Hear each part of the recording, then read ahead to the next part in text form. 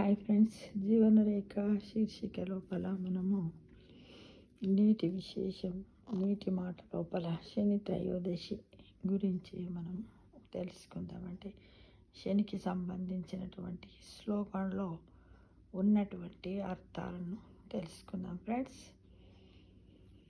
నీటి మాట లోపల శని త్రయోదశి ఒకటి శనీశ్వరునికి సంబంధించి ఒక శ్లోకం ఉంటుంది, నవగ్రహాలలో ఉన్నటువంటి శ్లోకమే. అదేంటిదంటే, నీలాజన సమవాసం రవిపుత్రం యమాగ్రజం ఛాయా మార్తాండ సంభూతం తం నమామి శనీశ్వరం. నీలాజనం అంటే నల్లటి కాటుక రూపంలో ఉండేవాడు. రవిపుత్రం అంటే సూర్యుడి పుత్రుడు. యమాగ్రజం అంటే యముడికి సోదరుడు. ఛాయా మార్తాండ సంభూతం ఛాయాదేవికి. మార్తాండు అంటే సూర్యభగవానుడికి జన్మించినవాడు. తం నమామి శనిశ్చరం అంటే అలాంటి శనీశ్వరుడికి నమస్కరిస్తున్నాను అని అర్థం. ఈ మంత్రాన్ని ఒకసారి జపిస్తే శనీశ్వరుడు మిమ్మల్ని అందరినీ జపించేవారిని అనుగ్రహిస్తాడు. శనీశ్వరుని ఎప్పుడూ శని అని పిలవకూడదట, శనీశ్వర అని మాత్రమే పలకాలట. విశేషం ఏమిటంటే, ఈశ్వర శబ్దం ఎక్కడ ధ్వనిస్తుందో అక్కడ ఐశ్వర్యం ఉంటుంది. ఉదాహరణకి శివుడిని ఈశ్వరుడు, మహేశ్వరుడు అంటాం.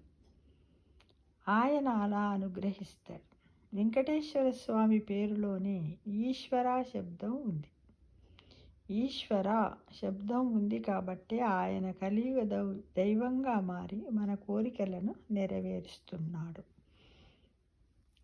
అలాగే శనీశ్వరుడి నామంలోనూ శని, ఈశ్వరుడు అనే శబ్దము రావడంతో ఈయన కూడా శివుడిలా, వెంకటేశ్వరుడిలా మనల్ని అనుగ్రహిస్తాడని శాస్త్రాలు చెబుతున్నాయి. శనీశ్వరుడికి భయపడాల్సిన పని లేదు. నవగ్రహ మంటపానికి వెళ్ళినప్పుడు శనీశ్వరుడికి భక్తితో నమస్కారం చెయ్యండి, పూజలు చెయ్యండి. నమస్కరించడం వల్ల, శనివార నియమాల్ని పాటించడం వల్ల, నీలము లేదా నలుపు రంగు వస్త్రాలను ధరించడం వల్ల, ఆయనకు ఇష్టమైన చిమిరి నివేదనము చేయడం వల్ల, శనివారము శనికి తైలాభిషేకం చేయడం వల్ల, శివారాధన చేయడం వల్ల తప్పక అనుగ్రహిస్తాడు. శనివారం నాడు లేదా అమావాస్య తిథిలో హనుమంతునికి నేతితో దీపం వెలిగించే వారికి సకల సంపదలు చేకూరుతాయి.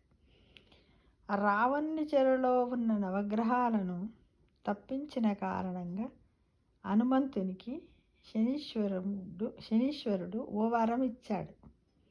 ఆ వర ప్రభావంతో ఏలినాటి శని ప్రభావంలో ఉన్న జాతకులు ఎవరైనా, ఏ వ్యక్తులైనా హనుమంతుని స్తుతిస్తే వారికి శనిగ్రహంచే ఏర్పడాల్సిన ఇతి బాధలు, సమస్యలు తొలగిపోతాయని పురాణాలు చెబుతున్నాయి ఫ్రెండ్స్.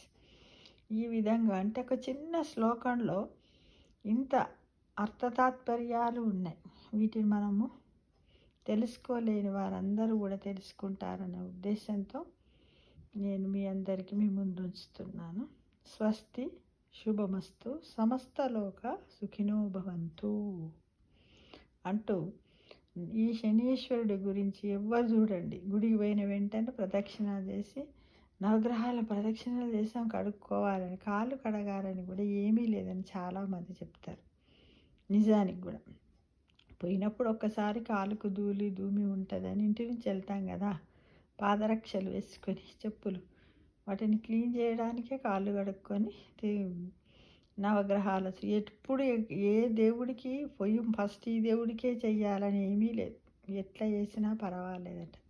కానీ మనం ఏం చేస్తాం, ఫస్ట్ దేవాలయంలోకి ప్రవేశించగానే నవగ్రహాల చుట్టూ ప్రదక్షిణాలు ముగించుకొని మళ్ళీ కాళ్ళను మళ్ళీ కడుక్కొని మళ్ళీ పోయి గుళ్ళు చుట్టూ తిరిగి ఇలా చేస్తూ ఉంటాం. ఎలా చేసినా కూడా ఎలా ఏమి కాదట, శాస్త్రాలన్నీ కూడా చెప్తున్నాయి ఫ్రెండ్స్.